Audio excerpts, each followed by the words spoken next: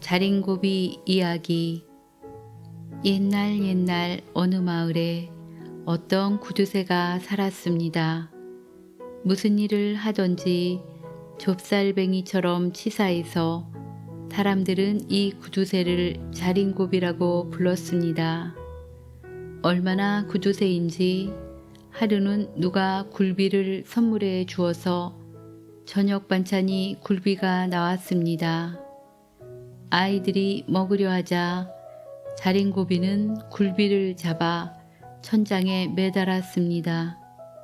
그리고는 굴비 한 번을 쳐다보고 "아, 맛있다. 이렇게 먹으면 굴비 한 마리로 온 가족이 몇 끼를 먹을 수 있지" 라고 말을 했습니다. 하루는 자린고비가 툇마루에 앉아서 장독대를 물끄러미 바라보고 있으니까 커다란 왕파리 한 마리가 장독에 앉아서 고추장을 빨아먹고 있는 것이었습니다. 자린고비는 깜짝 놀라 신발을 질질 끌며 냉큼 뛰어가 남의 고추장을 도둑질하는 왕파리를 잡으려고 했습니다. 그런데 왕파리가 날쌔게 날아가 고갯마루 큰 바위에 앉았습니다. 자린고비는 고갯마루 큰 바위로 막 뛰어갔습니다. 그리고는 고생해서 파리를 잡아서 고추장을 떼어내고 파리를 집어 던졌습니다. 그리고는 손가락에 묻은 고추장을 받쳐들고 살살 돌아왔지요. 어느 날이었습니다. 날씨가 여름이라 어찌나 더운지 자린고비는 허리춤에서 부채를 꺼내 펴고 나뭇가지에 끼워 놓고는 고개를 좌우로 흔들었습니다. 지나가던 사람이 물었습니다. "부채는 얼굴에 대고 손으로 붙여야 시원하지 않소?" 하니까 자린고비는 "그리하면 부채가 닳지 않소. 고개를 저으면 운동도 되고 부채도 그대로이니 일거양득이외다" 라고 말하는 것이었습니다. 자린고비는 평생 이렇게 살아 말년에 큰 부자가 되었습니다. 하루는 고을에 새로 이사온 젊은이가 자린고비에게 부자가 되는 법을 물었습니다. 자린고비는 젊은이를 데리고 뒷산으로 가서 절벽에 매달리게 했습니다. 그리고는 젊은이를 바라보며 말했지요. "이제 한 손을 놓게." 젊은이가 한 손을 놓으며 소리쳤습니다. "아이고, 나 떨어지면 죽겠어요." "그렇지, 죽지." 한 팔로 절벽에 매달린 젊은이가 다음에는 어떻게 하냐고 물었습니다. 그러니까 자린고비가 다른 손을 마저 놓으라고 말했습니다. "아이고, 영감님, 그러면 제가 죽지요." "자네가 어떻게 하면 부자가 되느냐고 하니까 내가 가르쳐 주는 걸세. 돈이 들어오면 지금처럼 절대 놓치지 말고 죽을 힘을 다해 꼭 잡고 나가지 못하게 해야 되네." 이렇게 말하는 것이었습니다. 그렇게 평생 아끼고 살다가 큰 부자가 된 자린고비는 죽기 전에 재산을 풀어 굶주리고 가난한 사람을 많이 도와주었습니다. 그래서 사람들은 자린고비를 훌륭하다고 저마다 칭송했답니다. 백지에 사금팔이 3개. 옛날에 어떤 총각이 살고 있었습니다. 일찍 부모님이 돌아가셔서 집도 없이 남의 집 일을 해주고 어렵게 살고 있었습니다. 그러다가 하루는 정처 없이 살 바에 한양으로 가서 살아보자 싶어서 한양으로 향했습니다. 욕심 없이 밥이나 먹고 아무 데서나 자도 좋은 일이나 하면서 살자, 이렇게 생각하면서 길을 가고 있는데 "봉사야, 안 못 보는 소경아, 용령 죽겠지. 우리 한번 잡아봐라." 어디서 이런 못된 소리가 들리는 것이었습니다. 가서 보니 조그마한 아이들이 불쌍한 소경을 놀리고 있었던 것이었습니다. 말로만 그러는 것이 아니라 소경의 지팡이까지 빼앗아서 주지 않고 놀리고 있었지요. 총각은 화가 났습니다. 이놈들, 이 못된 놈들아! 그러니까 아이들은 왜 저 사람 편을 드는 겁니까? 하고 따지고 들었습니다. 무슨 소리라는 것이냐? 저 사람도 못 보고 싶어서 못 보는 것이냐? 보고 싶어도 못 보는 불쌍한 사람을 도와주지는 못할 망정 이리 행패를 부려서야 되겠느냐? 라고 말하였지요. 그러자 못된 아이들도 양심이 있었는지 슬그머니 가버렸습니다. 그런데 그 소경이 고마워하면서 총각에게 점을 쳐준다고 말하였습니다. 그래서 총각은 한양 가는 운세를 점을 보았습니다.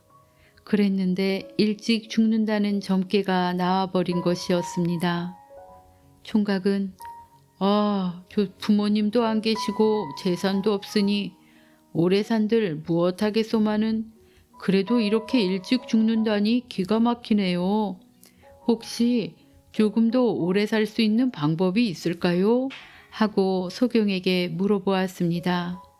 그랬더니 그 소경이 비결을 주며 죽을 고비가 있을 때 내어놓으라고 말하는 것이었습니다. 그 비결은 백지에 사금파리 3개를 꽁꽁 싸서 꼭 몸에 지니고 다니고 앞으로도 좋은 일 많이 하면서 살라는 것이었습니다. 그리고 소경은 다른 길로 떠났지요. 그래서 총각은 백지에 사금파리 3개를 꽁꽁 싸서 몸에 지니고 한양으로 올라갔습니다. 한양으로 가서 큰 부잣집의 하인이 되었지요. 총각은 아주 부지런하고 성실했습니다. 예의도 바르고 주인의 뜻을 잘 살펴서 시원시원하게 일을 잘 처리했습니다. 또 아주 잘생겼습니다. 그러다 보니 점점 주인의 인정을 받는 중요한 일을 하게 되었지만 잘난 척하지도 않았지요. 그런데 주인집 외동딸이 총각을 좋아하게 되었습니다. 그래서 상사병에 걸려버린 것이었어요. 하인 주제에 주인집 딸과 혼인할 수도 없었지요. 그런데 이 사실을 알게 된 주인이 총각을 인정하고 사이로 받아들이게 되었습니다. 총각은 당당히 부잣집의 사이가 되었지요. 그런데 혼인한 첫날 밤에 그만 신부가 죽어버린 것이었습니다. 첫날 밤을 잘 치르고 아침에 일어나 보니 가슴에 칼을 맞고 죽은 것이었습니다. 그래서 총각은 살인죄로 재판을 받게 되었습니다. 내 딸을 주었건만 내 딸을 죽인 저 하인놈을 어서 죽여주시오. 장인이 될 뻔한 부잣집 주인이 이렇게 말을 했습니다. 신랑은 내가 왜 아내를 죽이겠습니까? 억울합니다. 하고 말을 하였고 재판관도 의문은 가지만 또 다른 범인이 없으니까 신랑에게 사형을 선고하였습니다. 그리고 마지막 소원이 있으면 말하라고 했지요. 죽을 순간이 온 순간에 총각은 점괘가 생각났습니다. 그래서 몸에 있는 백지에 싼 흰 사금파리 3개를 꺼내서 이것이 범인을 잡는 단서라고 이야기를 했습니다. 재판관은 백지에 사금파리 3이 무슨 뜻인가 한참 고민을 했습니다. 그런데 그 뜻을 알 수 없어 사형 집행을 연기하였지요. 수많은 사람이 고민을 해도 무슨 뜻인지 알 수가 없어 다들 머리를 싸매고 있는데 재판관의 딸이 백지에 싼 사금파리 3을 보더니 주인집 하인 중에 백삼을 잡으라고 말하는 것이었습니다. 재판관이 왜 백삼이 범인이냐고 물어보니 백지라는 것은 백씨를 말하고 사금파리 3개는 삼이라는 이름을 말한다고 말하는 것이었습니다. 정말로 주인집 하인 중에 백삼이라는 사람이 있었습니다. 백삼은 주인 딸을 짝사랑하고 있었는데 총각과 혼인하게 되자 질투에 사로잡혀서 주인 딸과 총각을 다 죽이려 했던 것이었습니다. 결국 총각은 소경이 준 비결 덕분에 살 수 있었습니다. 그 이후로 은인인 재판관의 딸과 혼인도 하게 되었습니다. 그 후로도 총각은 어려운 사람을 도와가며 평생 착하게 살면서 어질고 현명한 아내와 오랫동안 행복하게 살았습니다. 원숭이 엉덩이가 빨간 이유. 옛날에 재산이 많은 부자 부부가 살고 있었습니다. 둘은 돈이 많았지만 워낙 구두쇠로 살아 사람들에게 인심을 잃고 있었죠. 사람들은 모이기만 하면 늘 구두쇠 부부의 흉을 보았습니다. 남에게 밥 한 술은 고사하고 감기조차도 주기 싫어하는 지독한 노랑이라고 흉을 보았지요. 구두쇠 부부의 집에는 부엌 일을 하는 젊은 아가씨가 한 명 있었습니다. 그 아가씨는 얼굴이 못생겨 마을 총각들이 청혼을 꺼리고 있긴 했지만 마음씨가 비단결 같고 일을 아주 성실하게 하는 착한 아가씨였습니다. 그래서 사람들은 어떻게든 아가씨를 도와주려고 애를 썼지요. 어느 날 저녁이 다 되었는데 허름한 옷차림을 한 할머니가 구두쇠 집에 들어와 찬밥이라도 좋으니 한 덩이만 달라고 구걸을 했습니다. 그러자 남편 구두쇠는 고래고래 소리를 지르며 화를 내고 할머니를 내쫓으려 했습니다. 그때 부엌에서 밥을 먹고 있던 아가씨가 나왔습니다. 주인님, 그만 노여움을 푸시고 들어가세요. 제가 잘 말씀드려서 돌아가시게 할게요. 밥알 하나라도 주면 안 된다. 그냥 내보내고 문을 닫아. 구두쇠 남편은 매정하게 소리치곤 방으로 들어갔습니다.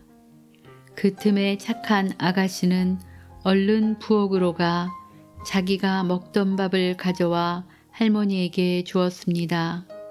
아가씨가 내민 밥을 받아든 할머니는 눈물을 흘리며 말했습니다. 이렇게 고마울 수가. 아가씨는 분명히 복을 받을 겁니다. 나는 지금 진수성찬을 받은 것보다 더 고맙구만. 나한테 은혜를 베풀었으니 나도 뭔가 보답을 해야지. 며칠 뒤에 아가씨는 산속으로 들어갈 일이 생길 거요. 그 산속에는 작은 옹달샘이 하나 있는데 그 물로 세수를 하도록 해요. 그럼 반드시 좋은 일이 생길 테니까. 오늘 너무 고마웠수, 아가씨. 그렇게 말하고 할머니는 다시 길을 떠났습니다. 그런데 며칠 뒤에 정말 그 할머니의 말대로 아가씨가 산속에 들어갈 일이 생겼습니다. 주인집 부인이 나무를 캐오라고 시킨 것이었어요. 산으로 들어온 아가씨는 나무를 캐다가 할머니가 해준 말이 생각나 옹달샘을 찾아보았습니다. 그리고 아가씨는 할머니가 시킨 대로 옹달샘을 찾아 그 물로 세수를 했습니다. 산속에 차가운 물로 세수를 하니 마음까지 상쾌해지는 것 같았지요. 아가씨는 나무를 다 캔 뒤에 집으로 돌아왔습니다. 그 다음 날이 되자 아가씨의 몸에 깜짝 놀랄 만한 일이 일어났습니다. 얼굴이 몰라보게 아름다워진 것이었어요. 그런데 그것으로 끝난 게 아니었습니다. 날이 갈수록 아가씨의 얼굴과 몸매는 더욱 아름다워지는 것이었습니다. 하루가 다르게 아름다워지는 아가씨를 사람들은 놀란 눈으로 바라보았습니다. 예뻐지는 약을 먹었는지 아니면 원래 예뻤는지 모두 궁금해 했지요. 예전에는 관심조차 두지 않았던 총각들은 너도나도 아가씨에게 청혼을 해오기 시작했습니다. 그렇게 하루아침에 인기 있는 사람이 되어버린 아가씨를 시기하는 사람이 딱 두 사람이 있었습니다. 바로 구두쇠 부부였지요. 그리고는 부잣집 총각들도 청혼을 해 오는 것을 보고 아가씨를 양딸로 삼았습니다. 양딸이 된 뒤에도 아가씨는 여전히 성실하게 양부모를 모셨습니다. 그러던 어느 날 구두쇠의 남편이 아가씨를 불러 물어보았습니다. 얘야, 아버지가 한번 물어보자. 내가 요즘에 예전에 비해서 몰라보게 예뻐졌는데 그 비결이 뭔지 알려줄 수 있겠니? 아가씨는 양 아버지의 물음에 서슴없이 대답했습니다. 구두쇠 부부는 아가씨의 말을 듣고 곧바로 산속으로 들어가 옹달샘을 찾아 세수를 했습니다. 천하의 미남 미녀가 될 것이고 서로 미남 미녀의 부인이자 아내가 될 거라고 기대가 부풀었습니다. 그런데 세수를 마치자마자 갑자기 얼굴에 부스럼이 나면서 벌겋게 달아오르는 것이 아니겠습니까? 두 사람은 얼굴뿐 아니라 온몸으로 퍼지는 가려움증을 견디지 못하고 손톱을 세워 마구 긁어대기 시작했습니다. 얼마나 긁었든지 손톱에 핏물이 배어들 정도였지요. 그러더니 나중에는 온몸에 털이 생기면서 얼굴도 점점 원숭이의 형상으로 바뀌어 가는 것이었습니다. 아이고, 우리가 속았구나. 우리가 속았어. 두 내외는 이를 갈며 집을 향해 달려갔습니다. 달려가는 중에도 두 사람의 모습은 점점 원숭이를 닮아가고 있었습니다. 한편 집에서 양부모를 기다리고 있던 아가씨는 그들을 맞으려고 대문 밖에서 서성거리고 있었습니다. 그때 예전에 보았던 할머니가 달려오더니 얼른 몸을 피하라고 일러주는 것이었습니다. 양부모가 죄를 받아 원숭이로 변했는데 그 안갚음을 하려고 달려오고 있다고 말하는 것이었습니다. 할머니가 숯불을 가져와 마당에 모닥불을 피우라고 말했습니다. 아가씨는 할머니가 시키는 대로 했습니다. 잠시 후에 정말 할머니의 말대로 구두쇠 부부가 원숭이 모습을 하고서 달려오고 있었습니다. 두 사람의 눈은 마치 사람을 잡아먹을 것처럼 이글거렸지요. 아가씨는 발을 동동 구르며 마당에서 서성거리고 있었습니다. 그때 갑자기 대문이 열리며 구두쇠 부부가 뛰어 들어왔습니다. 아가씨가 놀라서 뒤로 물러섰지요. 그 순간에 두 부부는 달려오는 힘으로 모닥불을 깔고 앉으며 엉덩방아를 찢고 말았습니다. 그리고 한순간에 엉덩이를 불에 대고 말았지요. 두 사람의 엉덩이는 털이 모두 타고 살도 벌겋게 되어버렸습니다. 너무 놀란 두 부부는 다시 산속으로 들어가 옹달샘의 물로 엉덩이를 식혔습니다. 그 후 몇 년이 지나도 원숭이로 변한 두 사람은 다시는 자기 모습으로 돌아오지 않았고 불에 대어 뻘겋게 된 엉덩이에도 새살이 돋아나지 않았습니다. 두 사람은 자기들의 몰골이 너무 흉해 다시는 세상으로 나오지 못하고 산속에 평생 숨어 살았습니다. 그리고 착한 아가씨는 좋은 사람과 혼인을 하고는 오랫동안 행복하게 살았습니다. 떡자루와 돈자루.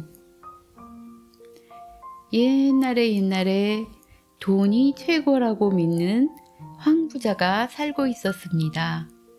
황부자는 돈이 생기면 얼른 커다란 자루에 넣었고, 그렇게 한번 들어간 돈은 다시 나올 줄 몰랐지요. 황부자는 그 돈자루를 자기 목숨만큼이나 소중하게 여겼답니다. 황부자네 집에는 마음씨가 착하고 우직한 머슴이 하나 있었습니다. 황부자가 일한 품삯 대신 옥수수 떡을 주어도 불평 한마디 하지 않았지요. 머슴은 먹다가 떨어진 떡 부스러기를 자루에 담아 모으기까지 했답니다. 황부자가 돈을 자루에 모으듯 말입니다. 그것을 본 황부자가 머슴을 비웃었습니다. 그까짓 옥수수 떡 부스러기가 뭐라고 자루에 담아? 동전 한 입도 안 되는 걸 가지고.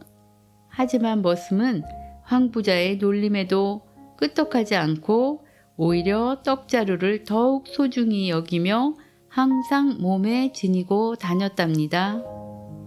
그러던 어느 해의 늦여름이었습니다. 갑자기 하늘에 구멍이라도 난 듯 비가 쏟아지기 시작했습니다. 어찌나 비가 많이 내리는지 하루 만에 논과 밭은 물론이고 집까지 온통 물에 잠겨버렸습니다. 황부자와 머슴은 물을 피해 허겁지겁 산으로 올라갔습니다. 그 둘은 각각 돈자루와 떡자루를 손에 쥐고 있었지요. 어느새 저녁이 되어 슬슬 배가 고파지기 시작했습니다. 잠시 뒤에 머슴은 떡자루에서 떡을 한 움큼 움켜 집어 먹었습니다. 그것을 본 황부자는 배가 더 고파졌습니다. 너 혼자만 먹느냐? 나도 좀 주거라. 이까짓 걸 소중하게 여겨 머슴 노릇이나 하고 산다면서요. 머슴의 말에 황부자는 아무 말도 하지 못했습니다. 이튿날이 되자 머슴은 또 떡자루에서 떡을 한 줌 집어먹었습니다. 황부자는 자기도 모르게 침을 꿀꺽 삼켰다지요. 얘야, 조금만 다오. 그러자 머슴은 아무 대꾸도 하지 않았습니다. 자, 돈을 줄 것이다. 황부자는 돈자루에서 귀한 동전 한 입을 꺼냈습니다. 그러나 머슴은 들은 척도 하지 않았지요. 황부자가 동전을 하나 더 꺼내도 꿈쩍하지 않았습니다. 한참 동안 머슴을 노려보던 황부자는 단단히 마음을 먹고 돈자루를 벌렸습니다. 옛다, 5입이다. 이 정도면 떡 한 시루값이라는 것을 네가 아느냐? 그래도 머슴은 코웃음만 칠 뿐이었습니다. 그날 밤 황부자는 배가 너무 고파 잠을 이룰 수 없었습니다. 밤새 뒤척거리던 황부자는 새벽이 돼서야 겨우 잠이 들었지요. 그러나 곧 아침 햇살이 비추었습니다. 언제 일어났는지 머슴은 냠냠거리며 떡 부스러기를 맛있게 먹고 있었습니다. 그 소리에 황부자는 눈을 번쩍 떴습니다. 더 이상 배고픔을 참을 수 없었지요. 옛다, 100냥이다. 이 정도면 논도 살 수 있어.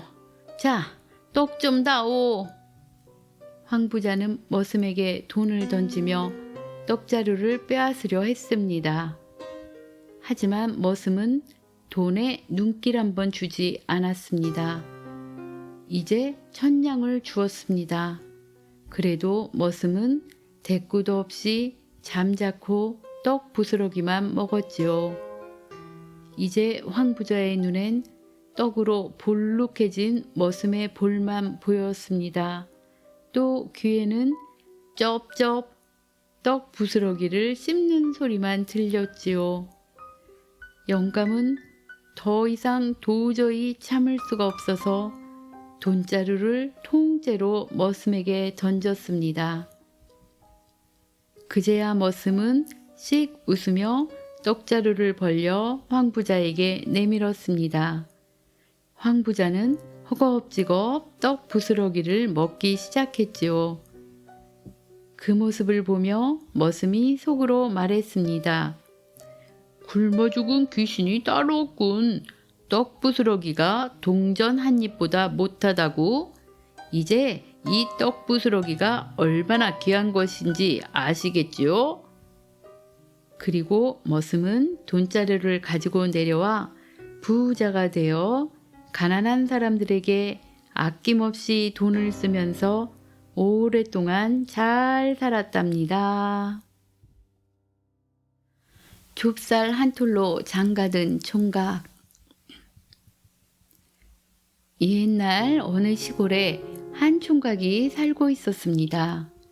그 총각은 몹시 가난해서 결혼을 할 나이가 이미 지났는데도 장가를 들지 못하였어요.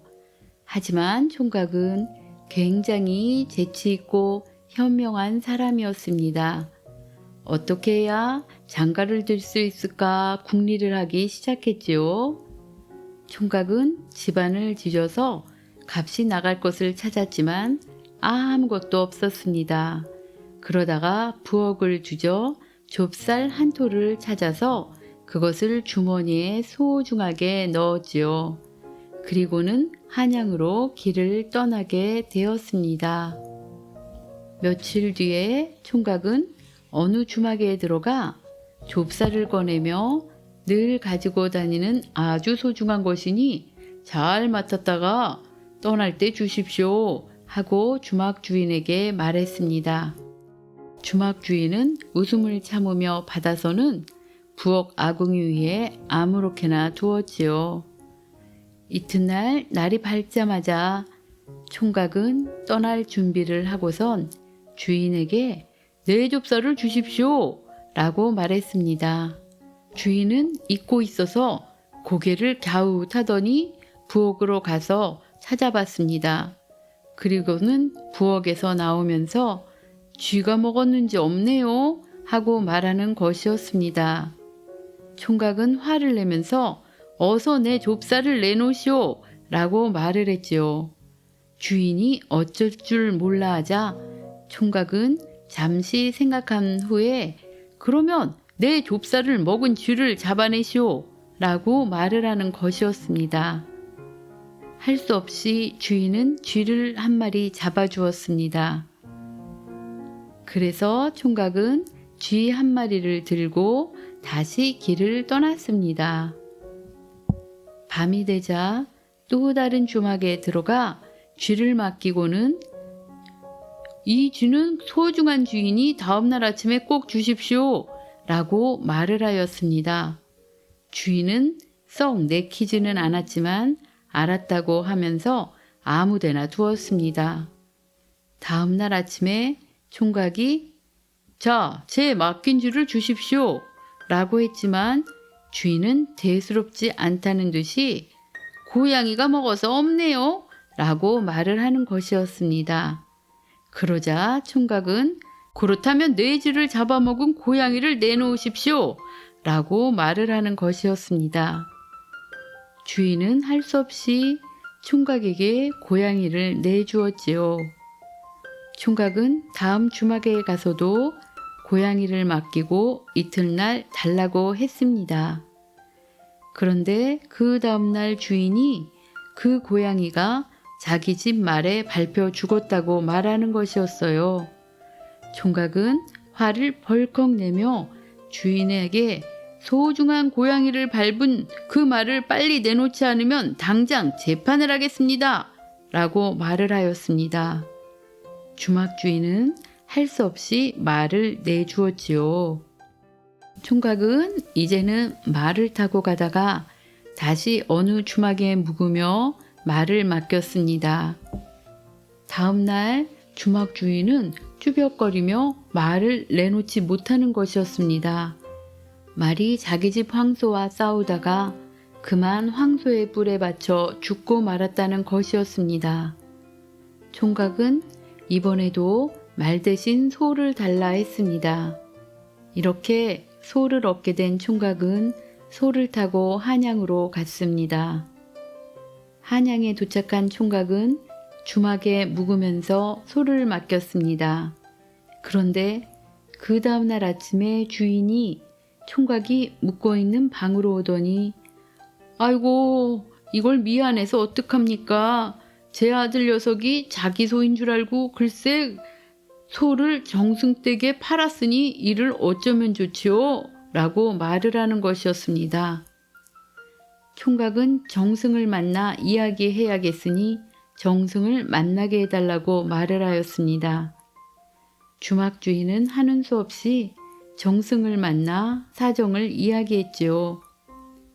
총각은 어깨를 쫙 펴고 정승집으로 들어갔습니다.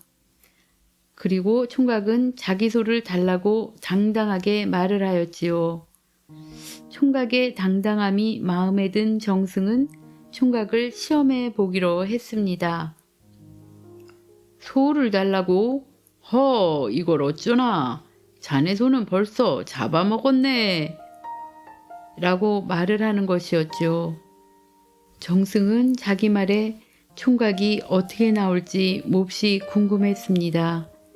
총각은 잠시 생각을 하더니 정승을 똑바로 보면서 그 고기를 먹은 사람을 대신 달라고 말하는 것이었습니다. 사실 소를 먹은 사람은 정승의 딸이었지요. 정승은 웃음을 터뜨렸습니다. 총각의 당당함과 재치가 마음에 든 정승은 총각을 사위로 삼았답니다.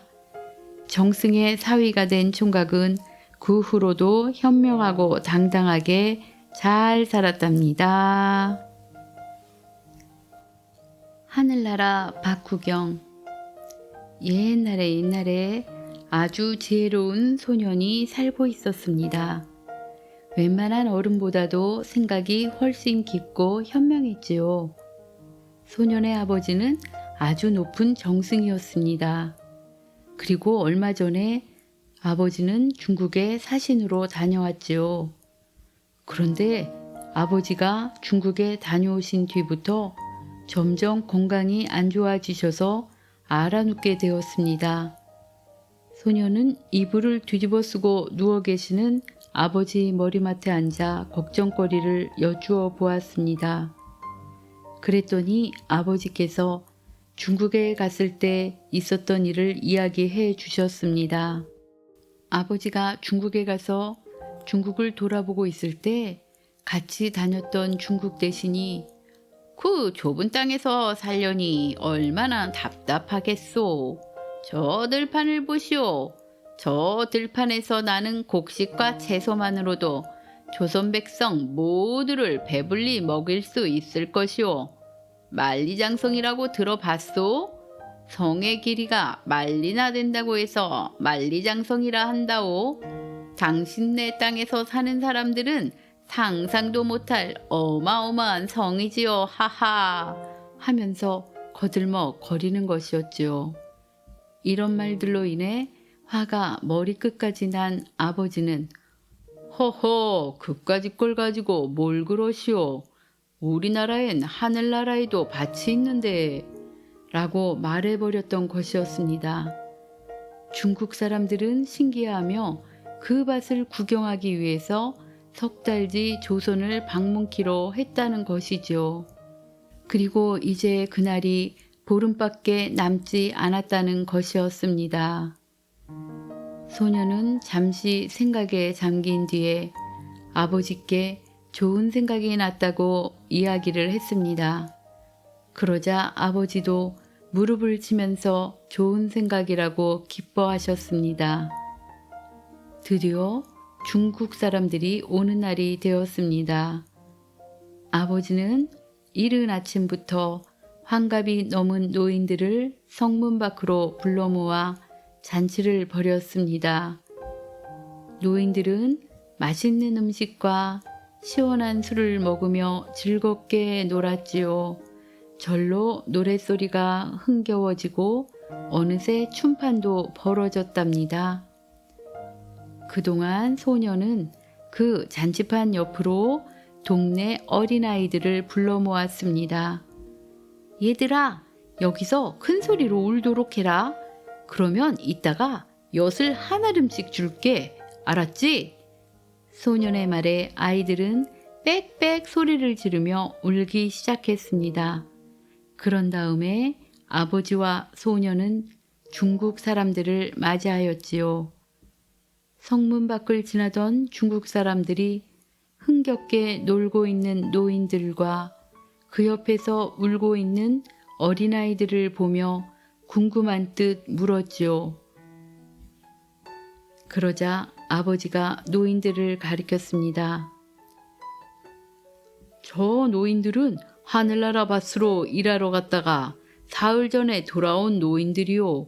하늘나라 밭은 너무 멀어서 가는데 30년, 오는데 30년 걸린다오.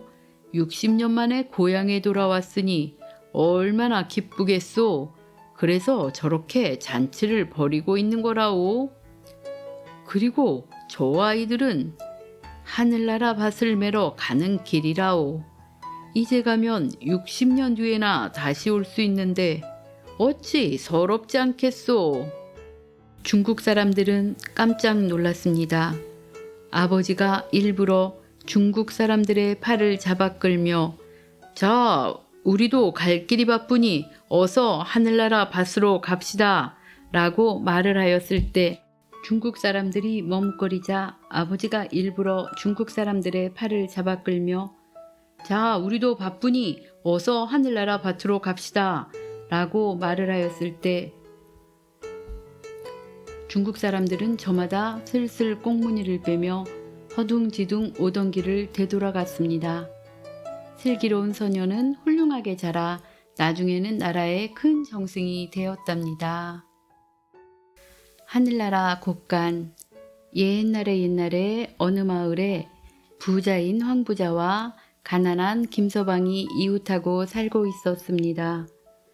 부자인 황부자는 재산이 많았지만 자기 것을 나누어 주는 법이 없고 인정머리도 없어서 별명이 노랭이었죠. 가난한 김서방은 인정이 많고 마음이 넉넉해서 마을 사람들이 모두 고마워하였답니다.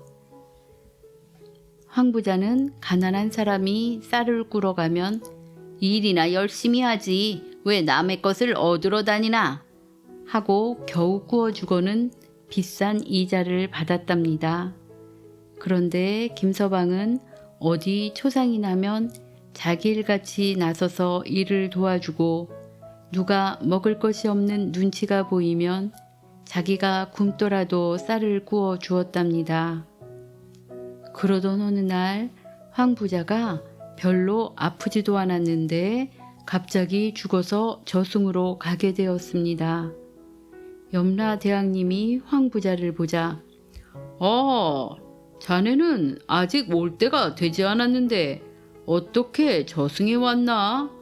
이왕에 왔으니 저승 구경이나 하고 가도록 하시게 라고 말을 하였습니다. 명령을 받은 저승사자가 황부자에게 저승을 구경시켜 주었습니다. 그러면서 이승에서처럼 저승에도 다 자기의 곳간이 있는 법이다. 저승에서도 사람마다 가지고 있는 것을 다 곳간에 넣어두고 있으니 내 곳간을 구경하고 가거라 하고 말을 하는 것이었습니다. 저승 구경을 하는데 사방에 집들이 있고 여기저기 곳간이 쭉 있는 것이었습니다. 그래서 황부자가 자기 곳간으로 가서 문을 여니 그 큰 곳간이 썰렁하게 텅 비어 있는 것이었습니다. 그래서 황부자는 아니 내가 이렇게 부자인데 왜 내 곳간은 텅 비어 있는 것입니까? 하고 물어보았습니다. 그랬더니 저승사자가 저승에서는 지상에서 남에게 베푼 것이 쌓이는데 너는 아무것도 남에게 베푼 것이 없어서 그렇다라고 말을 하는 것이었습니다. 그런데 그 옆에 김서방의 곳간에는 금은보화가 쌓여 있고 없는 것이 없이 곳간이 가득한 것이었습니다. 황 부자는 이승에서 암만 잘 살아도 김서방보다 못하다니 죽은 이유가 너무나 걱정이 되었습니다. 실망과 근심으로 황 부자는 구경을 끝내고 이승으로 돌아왔고 그 후로는 가난한 사람들에게 자네 양식 없나? 내 집에 와서 쌀 좀 갖다 먹게나? 라고 말하면서 이 사람도 주고 저 사람도 주면서 평생 베풀면서 오랫동안 잘 살았답니다. 저승에 가서도 편안하게 살았지요. 곳간이 꽉 찼기 때문이랍니다. 꽃이 된 어머니. 옛날 어느 마을에 딸 셋을 가진 어머니가 살고 있었습니다. 남편은 오래전에 세상을 떠나고 어머니는 혼자서 딸들을 고생을 하면서 키웠습니다. 어머니는 아버지 없이 자라는 딸들이 안타까워서 아버지 몫까지 정성을 다하여 딸들을 키웠지요. 어느덧 딸들이 모두 자라서 시집갈 나이가 되었습니다. 벌써 우리 애들이 이렇게 컸구나. 어머니는 다 자란 딸들이 자랑스럽기만 했습니다. 하지만 서운한 마음도 있었지요. 모두 시집을 가버리면 어머니는 혼자 남을 테니까요. 그래도 어머니는 서운한 마음을 누르고 딸들을 모두 결혼시켰습니다. 딸들을 한 명씩 결혼시킬 때마다 땅도 팔고 소도 팔았습니다. 그렇게 시집을 보내니까 어머니에게는 허름한 오두막 한 채만 남았을 뿐이었지요. 하지만 어머니는 매일 딸들만 걱정했습니다. 신령님, 우리 딸들이 잘 살 수 있도록 지켜주세요. 하고 항상 빌었지요. 그렇게 세월이 흘러갔습니다. 어머니의 머리는 서리가 내린 것처럼 하얗게 되었습니다. 이도 다 빠져버렸지요. 어머니는 너무나 늙어 몸도 제대로 가눌 수 없었고 밥도 해먹을 수가 없었습니다. 어머니는 너무나 슬펐습니다. 곁에 아무도 없다는 생각에 눈물이 절로 나왔습니다. 외롭게 지내던 어느 날 어머니는 문득 오래전에 시집간 큰딸의 얼굴이 떠올랐습니다. 그래, 우리 큰애는 날 반갑게 맞을 거야. 어머니는 큰딸의 집으로 향했습니다. 먼 길을 겨우겨우 걸어갔지요. 어머니, 웬일이세요? 큰딸은 어머니를 반갑게 맞았습니다. 오랜만에 만난 어머니를 위해 닭도 잡아 상을 잘 차렸지요. 역시 내 딸이야. 왜 진작 딸과 함께 살 생각을 못했을까? 어머니는 큰딸 집에서 마음 편히 지냈습니다. 그러던 어느 날 아침상을 차려온 큰딸이 이렇게 말하는 것이었습니다. 어머니, 언제까지 계실 생각이세요? 숟가락을 들던 어머니는 어리둥절해서 큰딸을 쳐다보았습니다. 그만 집으로 돌아가셔야 하지 않아요?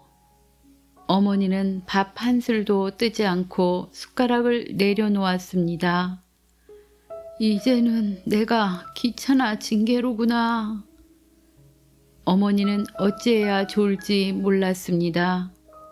다시 집으로 돌아갈 생각을 하니 눈앞이 깜깜해졌지요.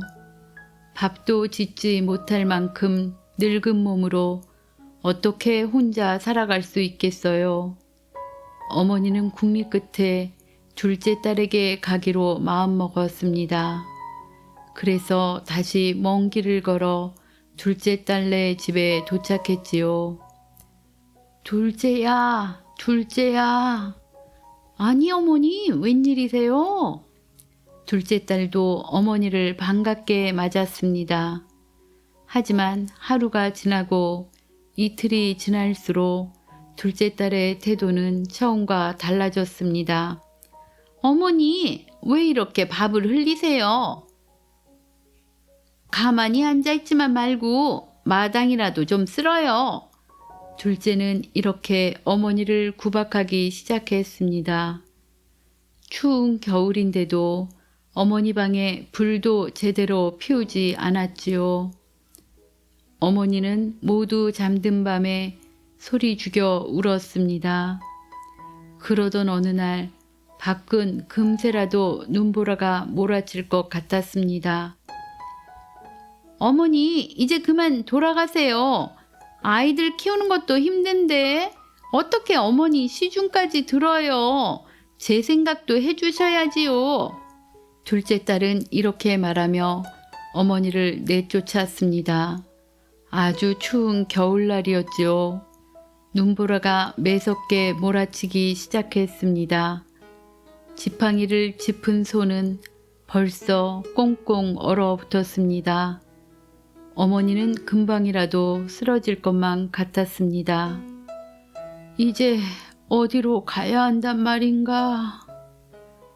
어머니의 머릿속에 셋째 딸이 떠올랐지요. 하지만 어머니는 선뜻 셋째 딸의 집으로 갈 수가 없었습니다. 셋째 딸도 언니들처럼 자기를 돌보려고 하지 않으면 어쩌나 하는 걱정이 되었습니다. 아니야, 셋째는 날 구박하지 않을지 몰라. 이렇게 생각한 어머니는 셋째 딸의 집으로 걸음을 옮겼습니다. 셋째 딸의 집으로 가려면 높은 고개를 넘어야 했습니다. 어머니는 힘겹게 고개를 올랐습니다. 고개를 넘던 어머니가 그만 쌓인 눈에 미끄러지고 말았습니다. 어머니는 일어나려고 애를 썼지만 도무지 몸이 말을 듣지 않았습니다. 이 고개만 넘으면 되는데. 어머니는 몸을 일으키려고 안간힘을 썼지만 손가락 하나 움직일 수가 없었습니다. 몸이 이미 추위에 꽁꽁 얼어붙었던 것이었지요. 어머니의 몸 위로 눈이 쌓이기 시작했습니다.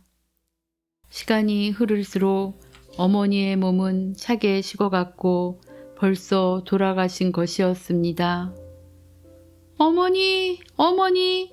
그때 어디선가 어머니를 부르는 셋째 딸의 목소리가 울려 퍼졌습니다. 셋째 딸은 어머니가 언니들 집에서 쫓겨났다는 말을 듣고 어머니를 찾아 나선 것이었습니다. 셋째 딸은 언니들이 원망스러웠지요. 그동안 늙은 어머니를 챙기지 못한 자신이 믿기도 했습니다. 셋째 딸은 눈보라를 헤치며 고개를 올라갔습니다. 누군가 쓰러져 있는 것이 보였습니다. 셋째 딸은 마음을 졸이며 그쪽으로 뛰어갔습니다. 그것은 눈이 소복이 쌓인 어머니의 시신이었습니다. 셋째 딸은 어머니를 부여안고 슬피 울었습니다. 어머니가 자기를 어떻게 키웠는지 알기에 셋째 딸의 슬픈 울음소리는 눈보라 사이로 퍼져 나갔습니다. 겨울이 지나고 봄이 왔습니다. 어느 날 셋째 딸은 어머니 무덤을 찾아갔습니다. 무덤엔 파릇파릇 새싹이 돋아났지요. 그런데 무덤 앞에 처음 보는 꽃 한 송이가 피어 있는 것이었습니다. 꽃은 길고 하얀 꽃술을 축 늘어뜨리고 있었습니다. 꼭 어머니의 새하얀 머리카락 같구나. 셋째 딸은 생각했습니다. 그 후로 이 꽃을 할미꽃이라 부르게 되었답니다. 뱀의 보은. 옛날 한 아이가 있었습니다. 하루는 그 아이가 서당에 가다가 길 옆에 조그마한 뱀 한 마리가 있는 걸 보게 됐어요. 뱀은 배가 고팠는지 혀를 날름날름 했습니다. 아이는 뱀이 불쌍해 보였어요. 그래서 가지고 가던 밥을 한 숟갈 떠서 뱀에게 주었지요. 그러자 뱀은 그 밥을 얼른 받아 먹는 것이었습니다. 다음 날이었어요. 아이가 글방에 가는 길에 또 뱀을 보았습니다. 아이는 또 밥을 한 숟갈 떠서 뱀에게 주었지요. 그 다음 날, 또 그 다음 날도 마찬가지였습니다. 그러다 보니 아이는 날마다 자기 밥을 조금씩 뱀에게 주게 되었습니다. 뱀은 아이에게 밥을 얻어먹고 점점 커졌습니다. 뱀이 커지자 밥도 많이 먹게 되었어요. 처음엔 한 숟갈씩 먹었지만 두 숟갈, 세 숟갈, 그리고 아이 밥의 절반을 먹어대더니 나중에는 아이의 밥을 혼자 먹어도 모자랄 지경이 되고 말았습니다. 뱀에게 밥을 준 아이는 점점 말라갔지요. 그래서 아이는 어머니에게 말했습니다. 어머니, 글방에 가난한 아이가 있어 밥을 못 사가지고 옵니다. 그러니 그 아이와 함께 먹을 수 있게 밥을 많이 담아주세요. 그때부터 어머니는 커다란 그릇에다 밥을 가득 담아 주었습니다. 아이는 이 밥의 절반을 뱀에게 주었지요. 또 서당에서 밥을 먹다 남으면 갖다 주기도 했습니다. 이렇게 몇 해가 지나자 조그마 하던 뱀은 어느새 커다란 집채만한 구렁이가 됐습니다. 아이는 이 구렁이와 의형제를 맺고는 구렁이에게 형님이라고 불렀습니다. 그러던 어느 날이었습니다. 구렁이가 아이에게 말했지요. 너는 조금 있으면 이정승 댁에 장가를 가게 될 거야. 형님은? 그게 무슨 말이야? 내가 어떻게 그런 큰 부잣집에 장가를 가? 더군다나 재상댁 따님은 아름답고 지혜롭기로 소문이 자자한데 그게 말이나 되는 소리야? 두고 보라고. 난 볼 수 있어. 넌 이정승 댁에 장가를 가게 될 테니 두고 봐라. 그런데 정말 얼마 지나지 않아서 이정승 댁에서 사람이 오더니 혼사를 원하는 것이었습니다. 아이는 정말로 이정승 댁에 장가를 가게 된 것이지요. 잔칫날이 되었습니다. 신랑이 된 아이가 말을 타고 새색시 집으로 가는 길이었습니다. 가는 길 중간에 구렁이가 오더니 자기가 먼저 그 집에 가서 집 뒤에 있는 뗄나무 쌓아놓은 곳에 숨어 있을 테니 밥을 가지고 오라고 하는 것이었습니다. 그래서 새 신랑은 새색시 집에 가서 혼례를 치르고는 구렁이한테도 떡을 한 강줄이 담아다 주었습니다. 이제 밤이 깊어 새신랑과 새색시는 불을 끄고 잠이 들었습니다. 그런데 새색시를 짝사랑하는 남자가 새색시가 혼례를 치른다는 소문을 듣고는 밤에 담을 넘어 들어와 있었던 것입니다. 집 뒤에서 칼을 숫돌에 갈고 있었지요. 새 신랑을 죽이려는 것이었습니다. 구렁이가 이걸 보고 얼른 나와서 이 남자의 몸을 칭칭 감아대서 죽였습니다. 구렁이가 새 신랑의 생명의 은인이 된 것입니다. 새 신랑은 혼례 뒤에도 계속 서당에 다니면서 열심히 공부를 했습니다. 그러던 어느 날 구렁이가 와서는 이번에 과거를 보면 꼭 급제할 테니 과거를 꼭 봐야 한다 라고 말을 하는 것이었습니다. 그 말을 듣고 신랑은 과거를 보았습니다. 그랬더니 정말로 과거에 급제를 해서 큰 벼슬을 하게 되었지요. 그리고 다시 몇 해인가 세월이 흘렀습니다. 그 사이에 새로 왕위에 오른 임금은 백성들은 돌보지 않고 간신들만 앞세우고 방탕하게 지내고 있었습니다. 왕이 그러니 다른 지방의 관리들도 백성들을 괴롭히고 자기들 배만 불리기에 바빴지요. 백성들이 왕을 원망하는 소리가 끊이지 않았습니다. 그러던 어느 날 구렁이가 신랑을 찾아왔습니다. 나는 이제 이 나라에서 제일 높은 고개에 올라가서 거기 지나가는 사람을 잡아먹을 것이다. 그러면 나라 전체가 난리가 나서 나를 잡아 죽이겠다고 할 것이야. 그러면 나라에서는 나를 잡아 죽일 사람을 뽑겠다고 할 것이다. 그때 내가 얼른 나서서 구렁이를 잡아 죽이겠으니 사람 100명과 달구지 100틀하고 큰 검 한 자루를 달라고 하여라. 그래서 내가 있는 고개로 와서 나를 잡아서 내 몸뚱이를 100토막으로 끊어서 달구지 한 틀에 한 토막씩 싣고 왕한테 갖다가 바치도록 하여라.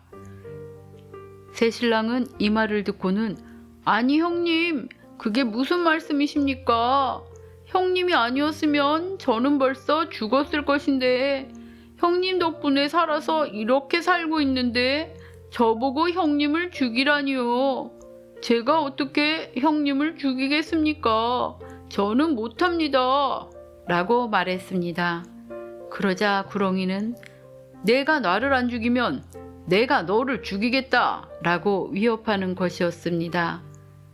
새 신랑은 어쩔 수 없이 알겠다고 했습니다.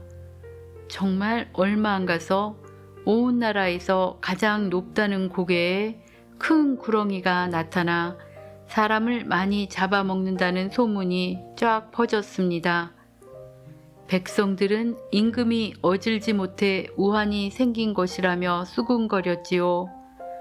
나라에서는 이 구렁이를 잡아 죽이려고 백방으로 노력을 했지만 가는 사람들마다 구렁이한테 잡아먹히고 돌아오지 못하였습니다. 결국 나라에서는 구렁이를 잡아 죽일 사람을 뽑는다고 방을 붙였습니다. 새 신랑은 왕한테 갔습니다. 제가 그 구렁이를 잡아 죽이겠으니 사람 100명과 달구지 100틀과 커다란 검 한 자루를 주십시오 라고 말을 했지요. 왕은 새신랑한테 사람 100명과 달구지 100틀과 큰 검 한 자루를 내주었습니다. 새신랑은 그것을 들고 고개로 가서 외쳤습니다. 형님, 제가 왔습니다. 그러자 어디선가 구렁이가 나타났습니다. 새신랑은 큰 검으로 구렁이를 100토막을 내서 달구지 한 틀에 한 토막씩을 맸습니다. 그리고 그걸 끌고 왕한테 갖다 바쳤습니다. 왕은 거만한 몸짓으로 그 구렁이가 얼마나 큰가 보자 라고 100토막이 난 구렁이를 붙여보라고 말했습니다. 새신랑은 토막난 구렁이를 한 토막 한 토막씩 내려서 붙였습니다. 한 토막, 두 토막, 세 토막, 99토막, 그리고 마지막 100토막을 붙이자 갑자기 그 토막난 구렁이가 저절로 붙는 것이었습니다. 그리고는 다시 커다란 구렁이가 되어서는 왕한테 달려들어 왕을 잡아먹어 버렸습니다. 그리고 구렁이는 새 신랑을 왕으로 삼았지요. 왕이 된 새 신랑은 나라를 잘 다스렸습니다. 뱀에게 자기 밥을 나눠주듯이 백성들을 보살폈지요. 온 나라 백성들도 어진 마음을 가진 새 신랑이 왕이 된 걸 좋아하고 평화로이 살게 되었답니다. 소원을 들어주는 그림. 옛날 어느 시골 마을에 가난한 선비가 살고 있었습니다. 너무 가난해서 아이들에게 끼니도 제대로 먹이지 못했지요. 선비는 국리 끝에 한양에 살고 있는 친구를 찾아가기로 마음먹었습니다. 그 친구는 어려서 헤어졌는데 무엇이든 서로 돕기로 굳게 약속한 사이였지요. 그 친구는 우리 약속을 잊지 않았을 거야. 그리고 친구의 집을 찾은 선비는 깜짝 놀라 입을 다물지 못했습니다. 친구의 집은 고래등 같은 기와집이었습니다. 그리고 친구는 선비를 반갑게 맞이해 주었답니다. 자네가 이렇게 부자가 되었을 줄은 몰랐네. 그러면서 선비는 자기 형편을 이야기하였습니다. 그러자 친구는 종이를 가져와 학을 한 마리 그려주었습니다. 아니, 이따위 그림이 내게 무슨 소용이란 말인가? 선비가 기분이 나쁜 듯 얼굴을 붉혔지요. 그러나 친구는 씩 웃으며 학의 다리를 회초리로 치면 좋은 일이 생길 거라고 말하는 것이었습니다. 단 하루에 한 번만 치라고 말하는 것이었습니다. 선비는 고개를 갸우뚱거리며 친구의 집을 나섰습니다. 그리고는 친구의 말이 너무 궁금해서 얼른 가까운 주막으로 들어가 방을 하나 잡고는 회초리를 구해다 학의 다리를 한번 후려쳤습니다. 그런데 선비가 학의 다리를 때리자 학의 궁둥이에서 돈꾸러미가 뚝 떨어지는 것이었어요. 선비는 너무 기뻤습니다. 그래서 계속해서 학의 다리를 회초리로 내리쳤습니다. 그럴 때마다 학의 궁둥이에서 돈꾸러미가 떨어졌던 것이지요. 그런데 선비가 학의 다리를 20번쯤 때리니 그만 학의 다리가 부러진 것이었습니다. 그래서 선비는 다시 친구를 찾아갔습니다. 그러게 내가 뭘 했나? 하루에 한 번만 치라고 하지 않았나? 친구는 혀를 끌끌 차며 이번에는 항아리를 그려주었습니다. 그리고 똑똑 두들기면 돈이 나올 것인데 하루에 꼭 한 번만 두드리라고 말해주는 것이었습니다. 선비는 좋아서 고개를 끄덕이곤 다시 주막으로 갔습니다. 방문을 잠그고 항아리를 두드리자 정말 돈이 나오는 것이었습니다. 아유, 하루에 한 번씩 두들겨서 언제 많은 돈을 모아? 이렇게 생각한 선비는 항아리를 계속 두드렸고 두드릴 때마다 돈이 나오자 신이 난 나머지 항아리를 너무 세게 두드렸습니다. 그러자 항아리가 산산조각이 나고 말았습니다. 선비는 항아리가 깨져버리자 깜짝 놀랐지만 다시 친구를 찾아갔습니다. 그러자 친구는 이번에는 선비에게 작은 괴짝 그림을 그려주었습니다. 이 괴짝에 손을 넣으면 돈이 나올 것이네. 그렇지만 꼭 하루에 한 번만 넣어야 하네. 그렇지 않으면 큰일이 날 것이네. 라고 말을 하였습니다. 괴짝 그림을 받아든 선비는 날아갈 듯이 기뻤지요. 그래서 바로 주막으로 들어가 괴짝 속에 손을 넣어 보았습니다. 그러자 돈이 한 움큼 잡혔지요. 야, 이건 하계다리처럼 부러지지도 않고 항아리처럼 깨질 염려도 없네. 이렇게 생각한 선비는 밤새도록 괴짝에 손을 넣었다 뺐다 했습니다. 그런데 이날 나랏돈을 넣어두는 창고를 지키는 사람이 이상한 일을 겪게 되었습니다. 창고 창문으로 돈꾸러미가 나와 하늘로 날아오르는 것이었습니다. 놀란 창고지기는 돈꾸러미를 따라갔지요. 돈꾸러미는 어느 주막 앞에서 사라졌습니다. 주막 안을 살펴보니 방 하나에 어떤 선비가 그림 속의 괴짝에서 돈을 한 움큼씩 집어내고 있는 것이었습니다. 저놈이 나라 돈을 훔쳐가는 것이었구나. 산꼬지기는 병사들에게 연락해 선비를 잡게 했습니다.